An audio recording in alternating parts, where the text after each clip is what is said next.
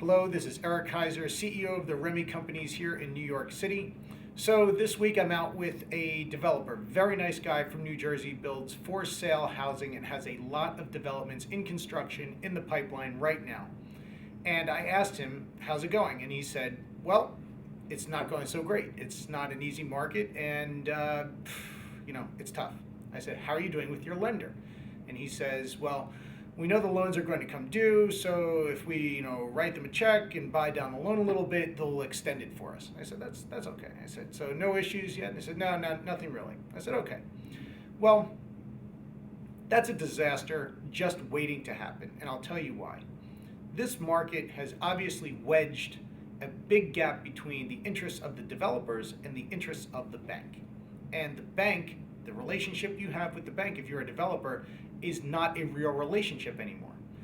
The relationship that the lender has with the borrower is no longer a real relationship. Lenders are afraid, literally, of losing his and her jobs. That's a problem. So those relationships on which developers have relied for many, many years, especially in the past decade, are probably not going to be there going forward. Lenders have relied upon borrowers to pull him or her out of those situations and work out the deals. In an up market, everybody can do that. But right now, we are in a severe down market that will continue to suppress over the next year, well into 2010. How do you handle this situation?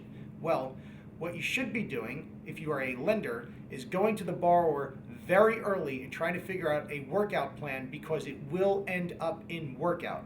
There is no way all of these units are going to sell. They're not going to get their pro forma numbers, and you're going to be stuck trying to figure out what to do. The last thing you want to do is take back the property or end up in a lawsuit with the developer.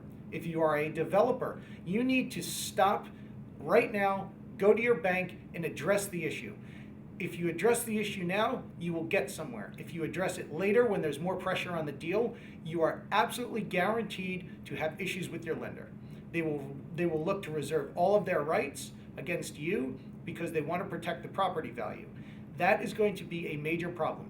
Developers typically, all developers I know, have giant egos. And if you have not been smacked around yet by the banking industry because of the issues through which they are going, you are going to.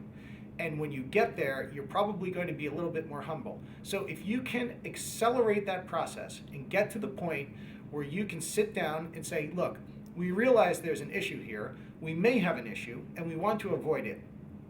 There are lots of different things you can do. One, you should definitely talk to the lender now. Two, try to work out some sort of agreement that doesn't force you to buy down the loan, because you're both in this now together, and it's a risk on both parts. A lot of these banks, as the bankers know out there, have written down some of these loans already, and they should be able to give some of that benefit to the developer and not wipe each other out. Start to work together, and there's a way to do that, and we can help you. This is Eric Kaiser, CEO of the Remy Companies in New York City.